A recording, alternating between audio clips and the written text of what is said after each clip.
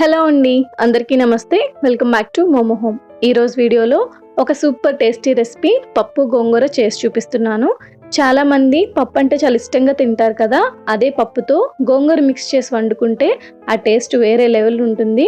Normal పప్పు వండినట్టు రొటీన్గా కాకుండా నేను ఈ వీడియోలో చూపిస్తున్నట్టుగాని పప్పు గోంగూర చేస్తే ప్లేట్లో రైస్ మొత్తం ఖాళీ అయిపోతుంది.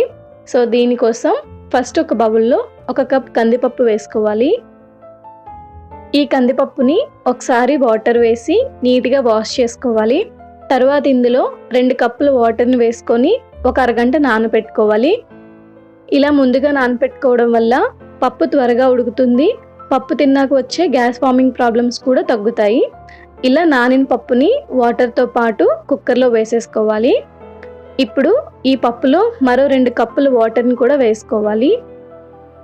ఇందులోనే కట్ చేసుకున్న 4 పచ్చిమిర్చి, ఒక 2 చిన్న సైజ్ టొమాటోల్ని సన్నగా కట్ చేసుకుని వేసుకోవాలి.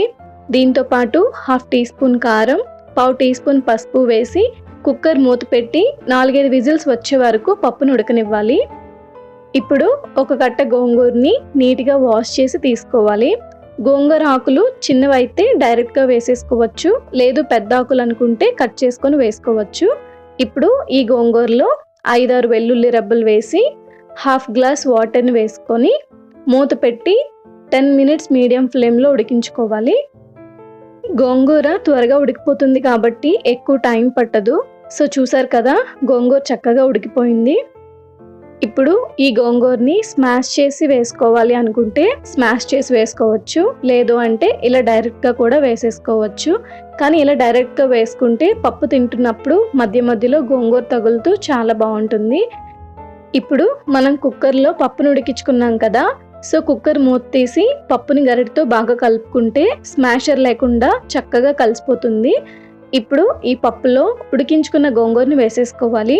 తర్వాత 1 టీ స్పూన్ టేస్ట్కి సరిపడా సాల్ట్ వేసి ఒకసారి బాగా మిక్స్ చేసుకొని మీడియం టు హై ఫ్లేమ్లో 10 to 15 మినిట్స్ ఉడకనివ్వాలి.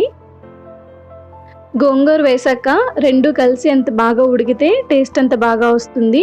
ఇలా పప్పు గోంగూర ఉడికిపోయిన తర్వాత పప్పుని దింపేసుకొని పోపు కోసం స్టవ్ పైన పోపు గిన్నెని పెట్టుకోవాలి.